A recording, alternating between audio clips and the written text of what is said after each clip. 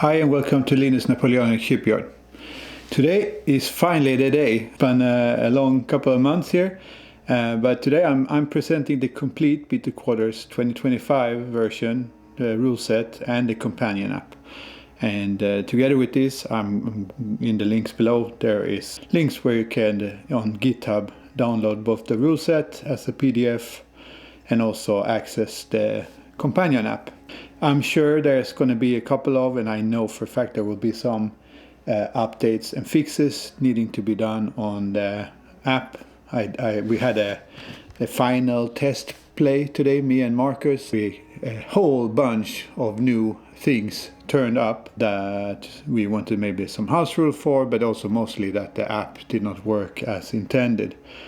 I was thinking it was working perfect, but turned out there was a lot of things hidden that you really need to play test it to update it. So what I'm saying here is don't view this as the completed project for now. View it as a work in progress still, but a work in progress that you will have access to, and hopefully maybe you can enjoy with a friend over the Christmas holidays here in 2025, as I'm releasing this in December 2025. What you have here, what I'm showing you, is the front page of the rules document, and you're looking at the 1 to 700 scale, which is the scale I usually play in, models of HM Speedy and Elgamo. I did this for a diorama, but you could just as well use them for a game, so I used it for some photos before. And I think it works really well because the models, they represent the kind of single ship action that this game system was really designed to recreate. Before we dive in, however, I would like to just read through the whole foreword, because this explains how this project came together. I'm going to start with that. In March 2025, I posted a video about Beat the Quarters on my YouTube channel, Linus Napoleonic Shipyard. A few days later, I received an email from Barry A. Fox, the designer of the original game. The game had been out of print for 44 years, but now that I was making a video, he'd been checking it around and he really wanted to have a talk. The conversation continued for 9 months of correspondence. Barry explained the origins of Beat the Quarters and how his research had evolved over the decades. In 1981, his sources were limited. William James's naval history, borrowed from the college library, Theodore Roosevelt's The Naval War of 1812, and whatever else he could find in an era before the internet. He created a gunnery system and nationality modifiers with the best information available at the time, though he candidly admitted in a correspondence that he was less than satisfied with those early calculations, given what he later learned. What had captivated me about Beat the Quarters was how it made me feel like a ship's captain on the game table in a way no other system had. Every ship is unique, just as they were in reality. Number of guns, calibers, crew experience and numbers, sail plan, tonnage, rate, nationality, and even the specific year within the era all matter. When I move my frigate across the seamat, I'm not just pushing a game piece, I'm actually feeling like I'm commanding that vessel with its own character and with its own limitations. The system planning mechanism, writing orders in advance and then executing them simultaneously, captures what would be like a snapshot moment when a captain has given his commands and then watches events unfold in real time as both ships move together. It is this level of detail and immersion that drew me to the rules. After 1981, Barry continued his research. When the documentary History of the Naval War of 1812 was published in volumes 1985-1992, it opened new possibilities. He began work on a new rule set, yardarm to yardarm, around 1998 or after.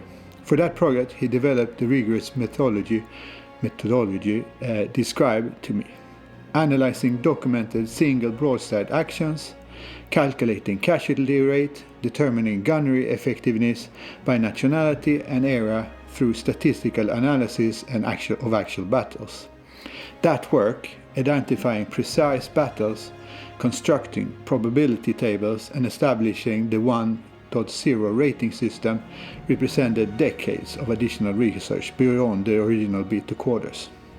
For this 2025 edition, Barry provided updated nationality modifiers based on sources published after 1981, along with refined Danish and Swedish statistics, for instance.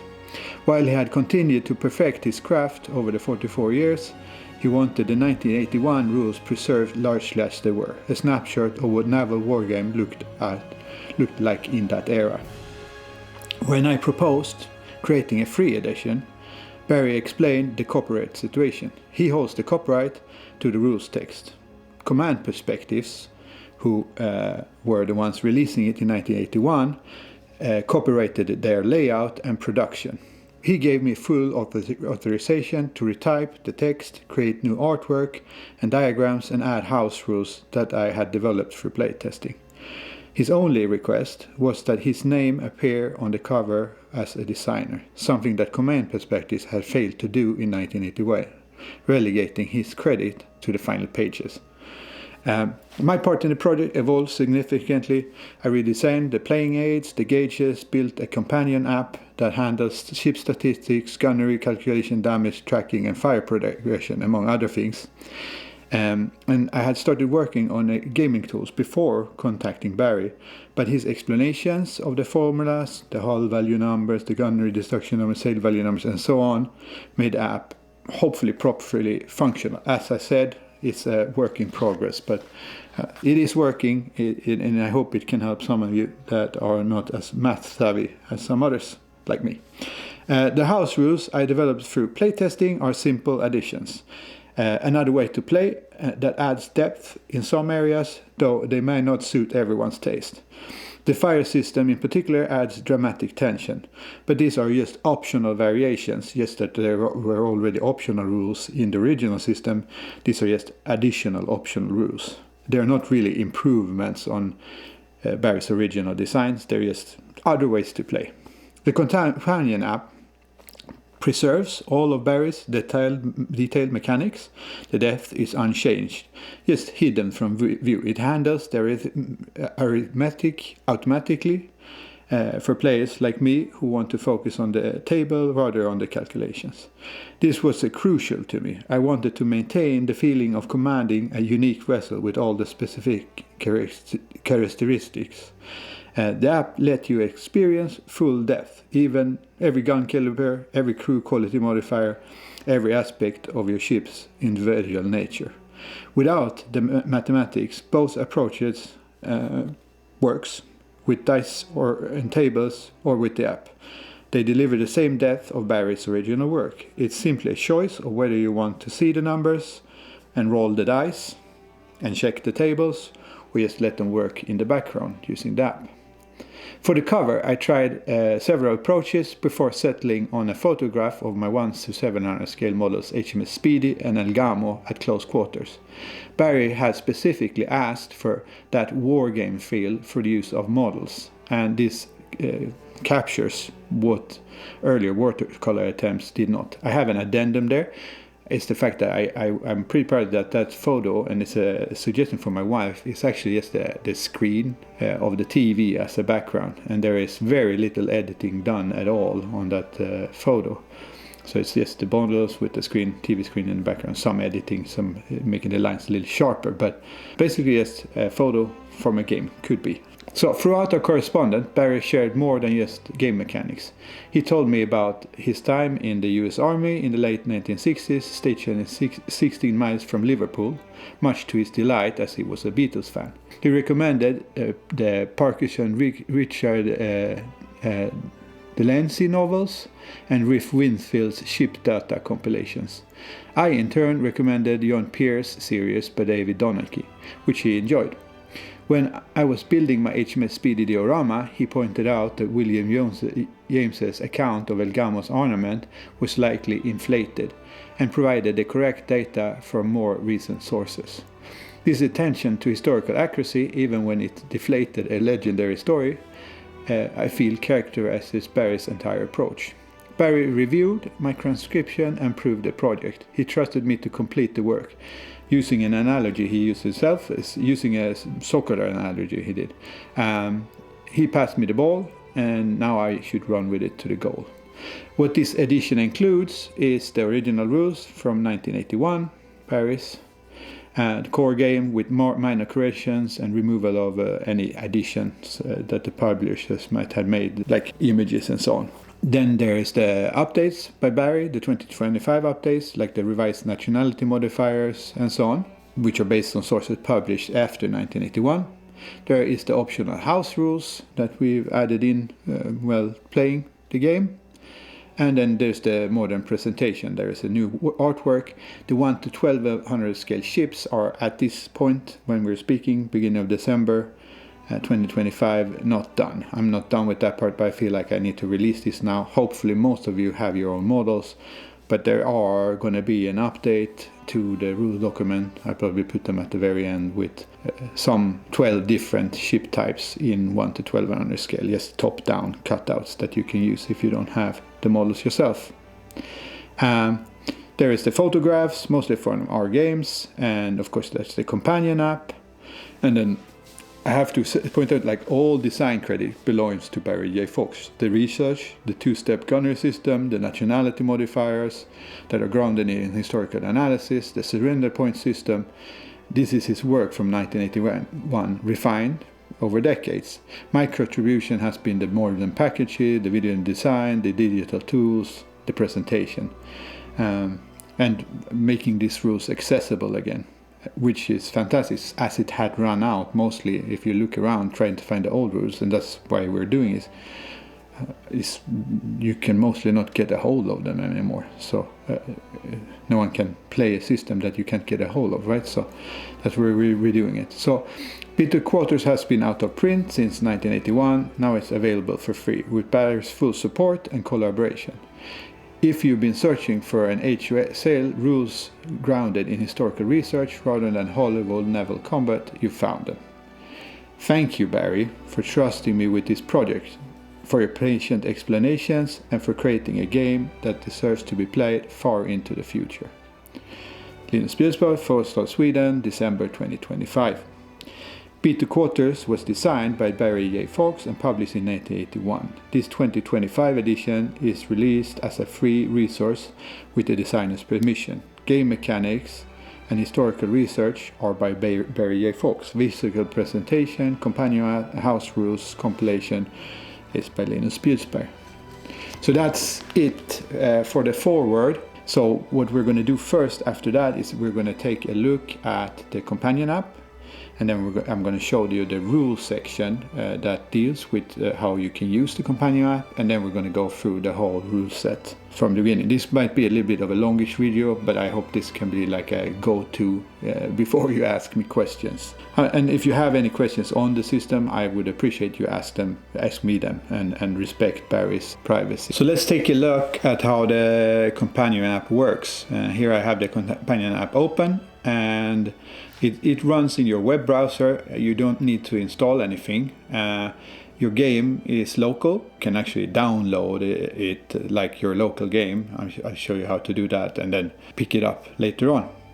The download of the actual app is from the GitHub, where also the rules set will be hosted. Everything is free, so just grab it and enjoy it. There is some house rules options at the top here in the app. If you look here at the top, these are toggles. You can toggle them on off. When they're off, then it's the default rules from the rule set.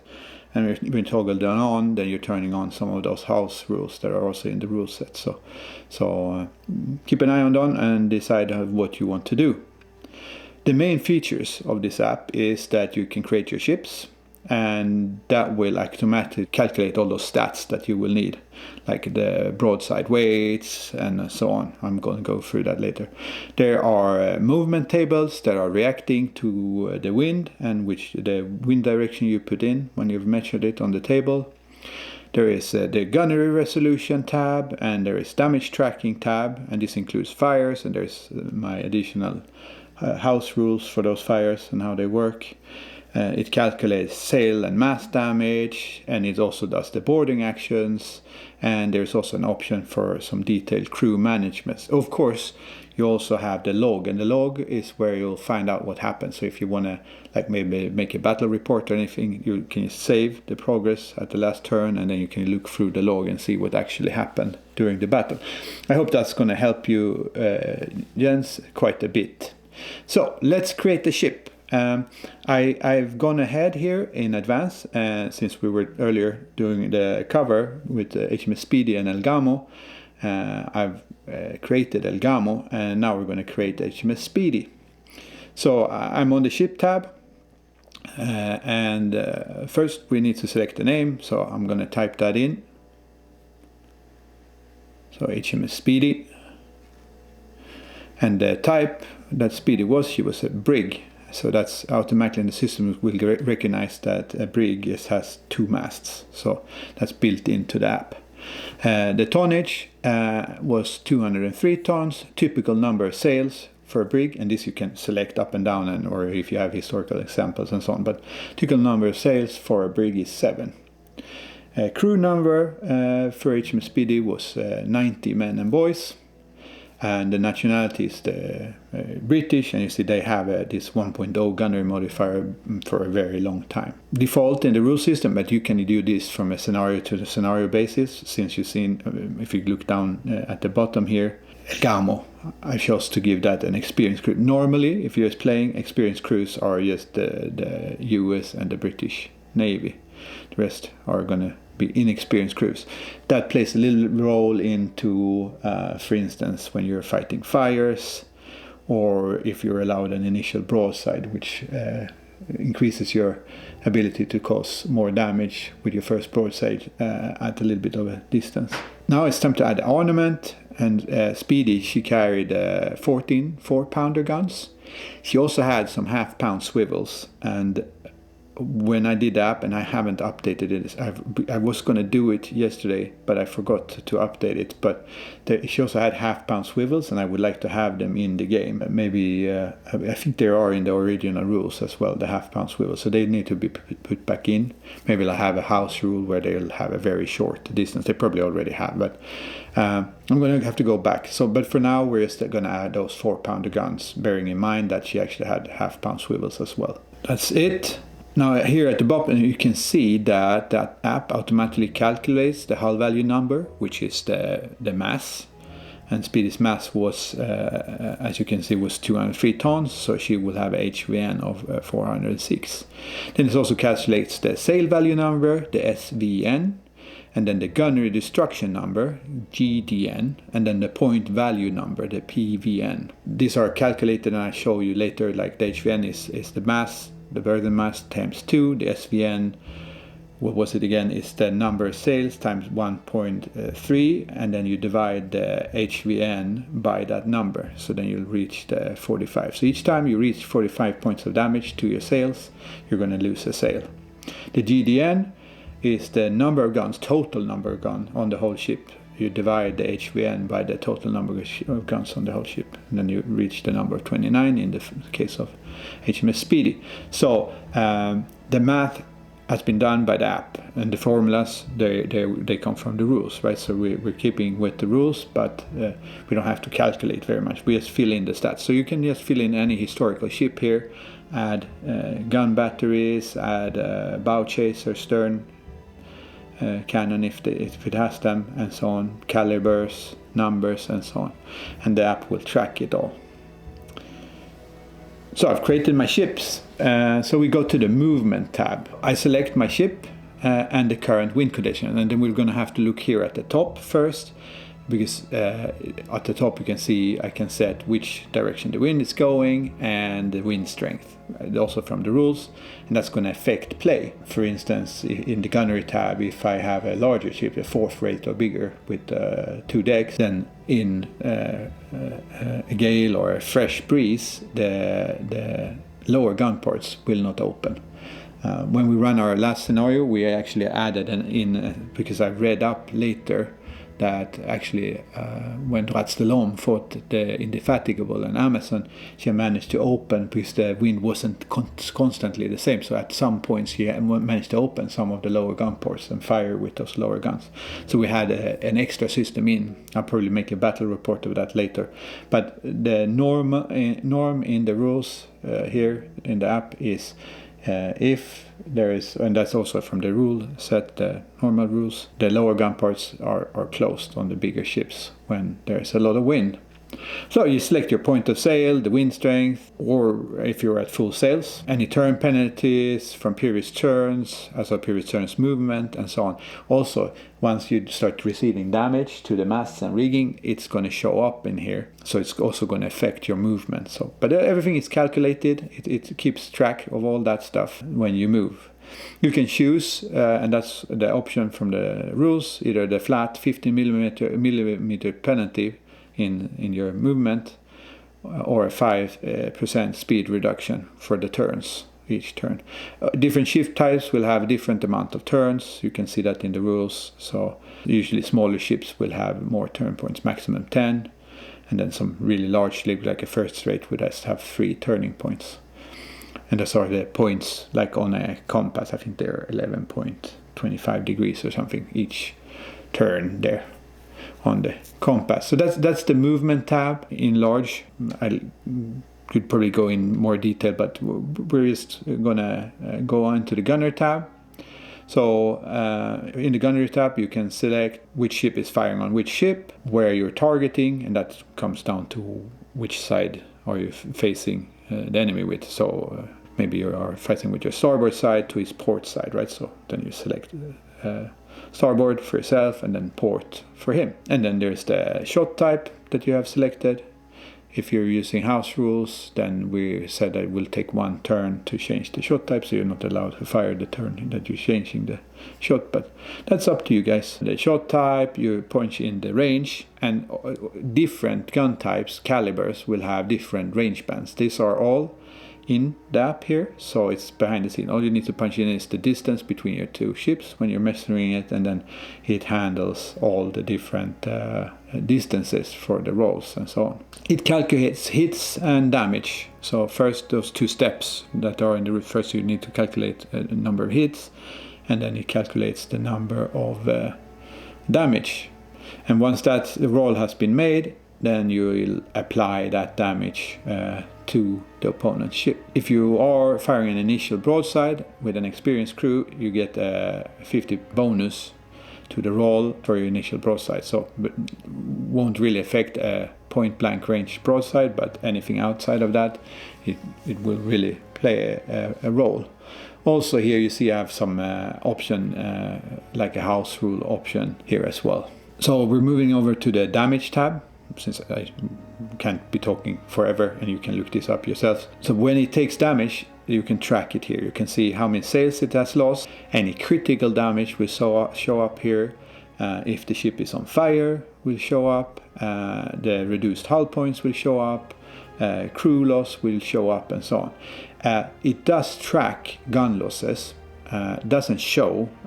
If you want that in, you're going to have to tell me, and I'll try to put that in, but it does track it. So once your broadsides due to GDN loss that are crossed, like the thresholds, it's going to keep track of your different, like your bow chase, the stern guns, and the starboard and the port broadsides, and see how many guns of each type are left. You can see it in the log when you hit which guns are lost and how much of that gun crew, if you have that option, is lost as the gun is lost. So 0 to the whole crew of that gun. Big guns have a lot of crew, like maybe 24 pounder has 10 crew, so you can lose 10 crew as you lose the gun. But so it calculates those casualties, and it make the rolls behind the scenes for the special damage. It tracks fires and the age of fires if you're using the advanced fire system, and then you will get a risk, and you're going to get the option to maybe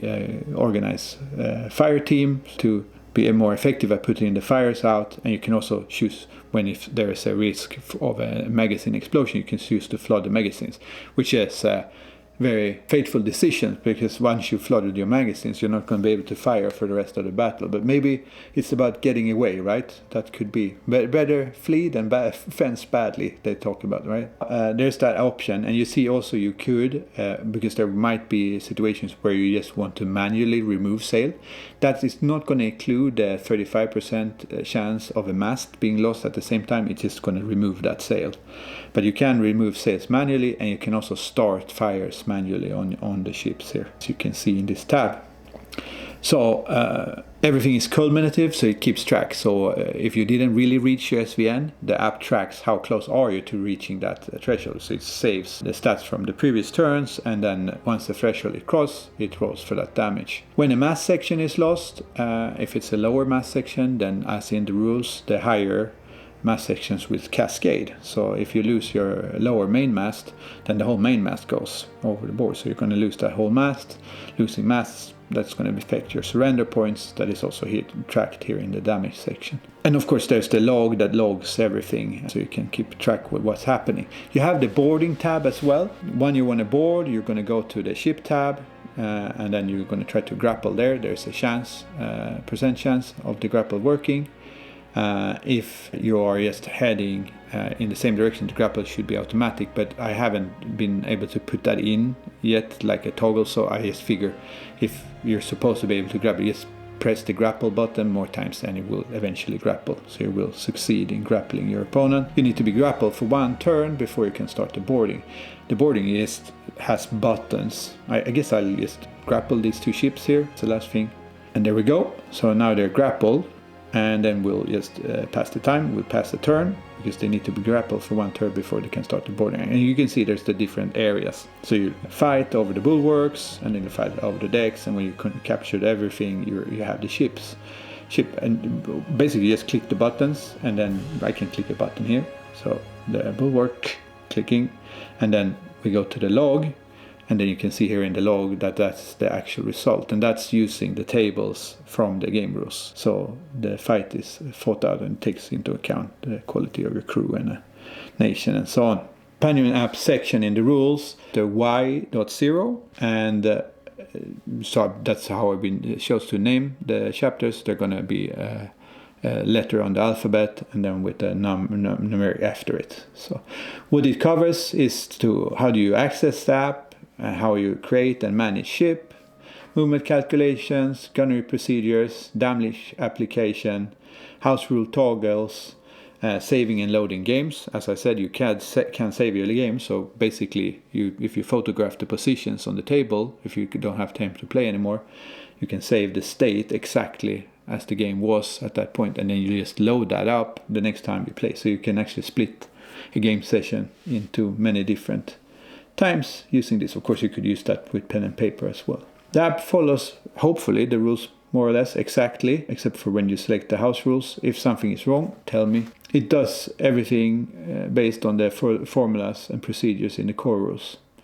If you want to understand the mechanics, read the rules. If you just want to play without really understanding, it is also possible, but I think reading the rules of any board game, even if there is an app, is a really good idea, because then you're going to understand what's happening under the hood, like the core mechanics. So that's it for the companion app and the companion app section. That will hopefully help you use the companion app. After the companion app in the rule, but I'll get to that, there's an index and there's some sections there at the end where you can there's the new tools that I created that you could print out, maybe glue them to card. I'll show you how that looks at the end here, and then you can use them yourself. And then there's also the updated single ship action log and the fleet action log and some quick reference sheets and so on. So let's go through the whole rules now. I'll try to be as fast as I can. So chapter A0 is the general information. It talks about the game rules and that the game uses 1 to 1200 scale miniatures. We are using 1 to 700 scale miniatures. If you are using 1 to 700 scale, you might want to convert distances and so on. We have not done so and think the game plays really well in 1 700 scale without changing anything. So if you want to give that a try, give it a try. We enjoy it that way, so without having to change any of the roles, and the app is also based on that. So even if you're playing 1/7 on a scale, as for now, the app doesn't scale it. There's no scaling in the app. We can probably put that in later if it's necessary. It talks about the basic equipment that you need. Miniature ships is a good idea. For now, haven't been done creating the little ship representations if you don't have the ship. So for now, you're going to have the miniature ships, but later on that will be in there. You need a D100 dice, and that's usually 2 D10s. To roll like a decimal dice. Different colors, good idea. So one is the 10s and one is the 1s. The movement gauges, the wind direction marker, and then the battle log sheets. The rules, it uses a mariner's compass with 32 points, and that's also the one I recreated. I'll show it to you here later on. And the wind direction affects your movement, your speed, is based on your point of sail. There are 7 rates of ships, from first rates with 100 plus guns down to 6 rates with 28 to 20 guns. And then of course there's various unrated vessels like brigs and cutters and so on. So a whole bunch of different ship types. Let's move on to chapter B0, and that's the battle log. And this is talking about what each ships need to track in battle log, like current hull points, guns remaining by arc, crew remaining, surrender points, sail and mast status, fires and other damage. This is a big section in the companion name. It handles that battle log like it's a digital battle log, and it also handles the dice rolls if you want to try it. So next chapter, C0, I'm trying to go through this pretty quickly. You can read through yourself later on. Is handling wind strength and direction. So wind strength is determined at the start and can change. It affects movement speed. It ranges from very light airs, like almost a calm. There's a calm, and then all the way up to gale conditions. The direction can change every 10 turns. So even if you roll at the beginning, of course you can do a scenario where it changes earlier, but then you're going to have to go in and do that manually. But otherwise, both the direction can turn both clockwise and counterclockwise on that 32-point compass, and also the speed of the wind, or the strength of the wind, can also move a little bit up and down every 10 turns. It is easier to move with the wind than against it. Of course, sailing ship combat is all about having the weather gauge and the wind, right? So the movement section, the D0, this is the most complex part. Your speed depends on ship class, wind strength, point of sail. If you were full sail, what you did last turn? You can maximally double your speed or half your speed from a previous turn. Have you taken any sail damage? Are you making any turns? And so on. Each ship class has a movement table, so you can cross-reference with the wind strength and your point of sail. You'll get your base movement.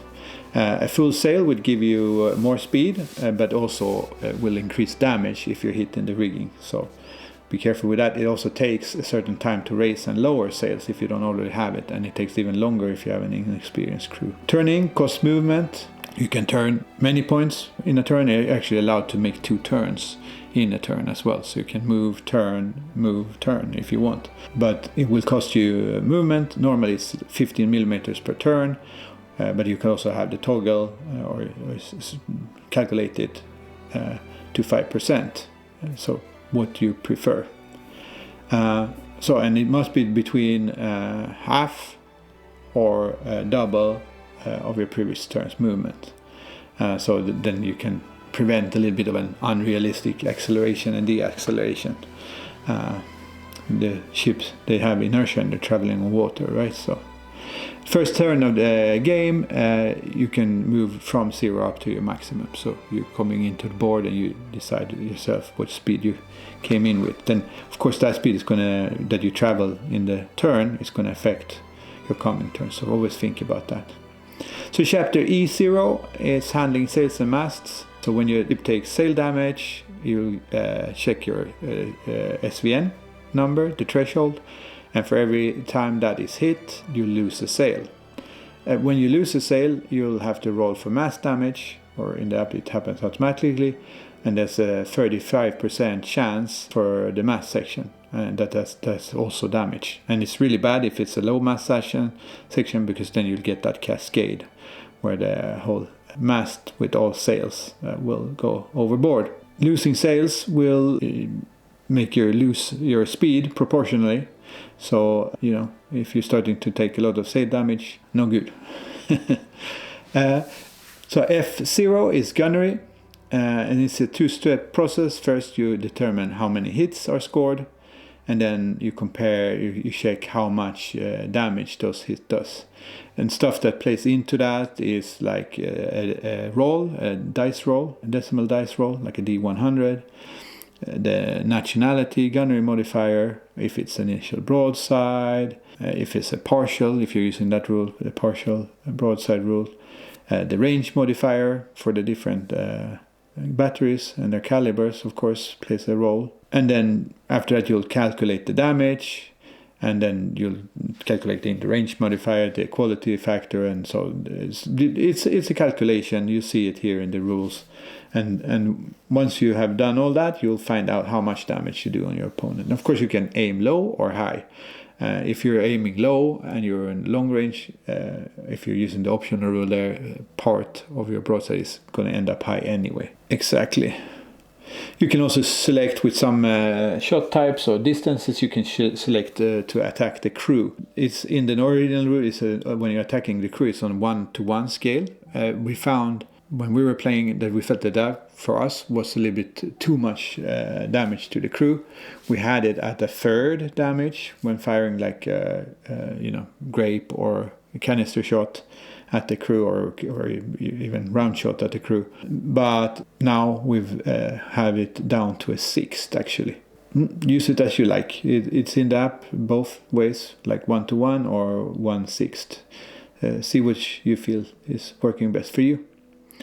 So you make the damage check. If you take hull damage, you check and cross if you cross any of the GDN thresholds. And if you do that, you lose a gun. If you're using the optional rule with gun crew and the house rule, then you can lose 0 to all that gun crew. And that's depending on the size of the gun, how many crew the gun has. So you lose that one gun from that side of the ship. So if you hit in the bow, you're going to lose a bow chaser. If you hit in the port side, you're going to lose one of the guns on the port side. And that's calculated randomly which gun is lost. Also, you check for the steps when you lose a surrender point. And then at that point, you're going to roll a dice, and there's very low probability if you're using the house rules. Then there's a small chance, tiny chance that something happens, something sparks, and the fire starts. Maybe the rudder is damaged, or the wheel is damaged, and so on. Also, like once you've reached the surrender point cap, and here we are in the chapter H0, which is the surrender. So once you reach 0 surrender points, you're going to strike your colors. There's a couple of different things here that can cause you to lose surrender points, and you can see it yourself in the rules. And once you reach those 10 lost surrender points, your ship is going to strike its colors. PVN, the power value number, can play a role here if you decide to use that. So a very strong ship like that has a higher PVN, then you can compare the ratios there. And if it's a big difference, then it's going to start to affect the surrender points of the smaller ship or the less trained ship. Keep an eye on that. Chapter I0 is handling boarding. Ships must be within 15 millimeters of each other to commence the boarding, and then you start by grappling. Grappling is automatic if you're traveling in the same direction. If you're in opposite direction, there's a percentage chance. And once you grapple for a turn, you're allowed to fire on that first turn, and then once you grapple for a turn, you start fighting over the ship. I'm sure there can be a lot of, this is the way Barry chose to do it, and I for now he has a much more advanced system in his yardarm to yardarm rules, but for now we're keeping it as is for the beat to quarters. So there is those tables for the boarding tables, and how much crew is lost, and the one that loses less crew is actually winning the combat for that round. You can look yourself in the rules for how that works. We have J0, and that's the shallow water operation. Some ships have shallow drafts and can operate in coastal waters, where deep draft warships cannot go. So basically that's a little bit rules on that, and how they can ground, and what happens then, and so on. There is a little bit on collisions and running afoul of each other in K0. You can see here what happens there, and when they become entangled and afoul of each other, and so on. There's the fire rules, and there's in L0 there's the fire rules, and then you have the advanced fire rules as well if you choose to use them. And then you have crew assignments in chapter M here if you choose to use that, like gun crews, sail handlers, boarding parties, firefighters, damage control, and so on. You have a limited crew, so you have to, this is actually in the app as well. So you can, if you don't have the full crew to handle all your guns, then you can't fire all your guns. And if you don't have enough crew to handle the sails, you can't handle the sails of the ship, and so on. There is different depths you can add with optional rules there in the section M. So next chapter is handling ship boats, like how many boats the ship will have and what tasks they can be used like for towing, cutting out operations, rescue, small raids, and so on, whatever you want to use them for. The boats have their own stats and their own maximum speed and crew, and so on. They can transport troops, conduct raids on anchored vessels, or actually tow your ship, right? Or actually using kedging as well, when you're kedging using an anchor, kedge anchor. Chapter O is on the towing, how you use that in different ways. And then chapter P is various miscellaneous rules. Things that you can use to change up your games. A little bit more on that's also in another chapter here a little bit, but more defined on how you can use mortar, bomb vessels, and so on, and how that works. And then there's a list of typical Napoleonic era warships. So if you don't want to create your own, you can use these lists to pick out ships. British, French, Spanish, Russian, Dutch, Turkish, Danish, Swedish, Portuguese, Venetian, Neapolitan, American, Austrian, Barbary States, Portuguese, and so on. Each entry includes ship class and type, gun calibers, crew, tonnage, and calculated stats. Some named ships are also handled in this. There is also the orders of battles that show how many the ships the historical fleets would have during the period, different year. And then the section T, it handles the scenarios of actual engagements, and also talks a little bit about how you can do for making your own scenario. And then we have a section on the American Revolution rules, so a little bit of an earlier era before the Napoleonic or the Revolutionary Wars, and with some different rules for that, different stats, and so on. We get to the types of ships, so this is basically just a description of the different types of ships, so you can get an idea if you're creating your own, like what would be typical number of masts and sail and so on. Which roles they have, a little bit about that, so on. And then of course we have the section Y with how you use the app, and so on, sail tables and so on here. So at the end, I guess what you'll do is you'll have a read through yourselves once you get a hold of it, right? It's the complete bit to quarters rule set. This I love this system. It is like we did today. We did the battle with Ratstelom and Indefatigable and Amazon. So once you get to use a few more ships, you might want to move over to use that because there's those separate rules for the fleet engagements. So you might want to use that to simplify things a bit. But we want to run it as a single ship action with those 3 ships, and then we were most of the times we were using phased action, so where you split each turn in 5 sections. And yeah, that was pretty involved also using that, but a lot of fun. The problem was that the app had some errors when it was a playtest, so a little bit frustrating as well. But you have it now, so feedback always appreciated, and maybe you have ideas how we can maybe build on this. I really enjoy it. Like for a single ship action, especially with smaller ships, this is great. We have had quite a few battles over the months here, and always had a lot of fun. And also this feeling, like I told you in the beginning in the foreword, of actually feeling like the captain of the ships, and the things playing out in real time at the same time. You're moving ships at the same time and so on. Companion app is there to speed things up if you don't have much time to play, or if you don't like rolling too much dice.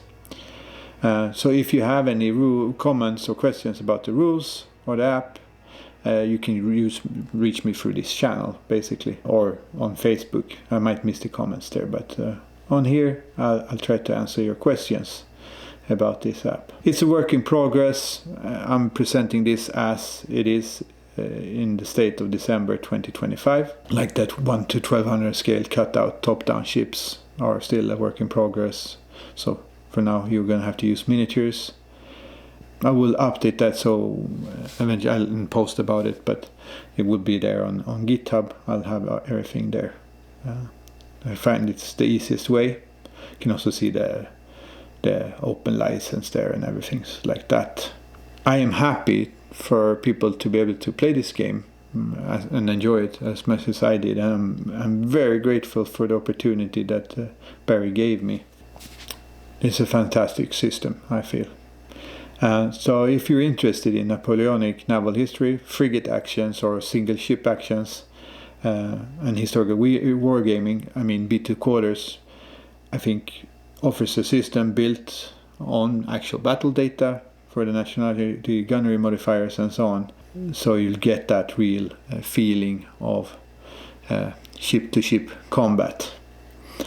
So that's it. I mean, it's out, and I hope that you all will enjoy it as much as me. And as I said, again, thank you, Barry, for letting me touch your rule system, and for trusting me with trying to bring out the 2025 edition, hopefully more to your liking. So, and questions, post them below. Comments, post them below. Any feedback, I'll probably post this around on different Facebook forums as well, and so on, to see if I can spread the rules. And any ideas you have or questions, as I said, contact me. So thank you for watching, and I wish you all fair winds and following seas.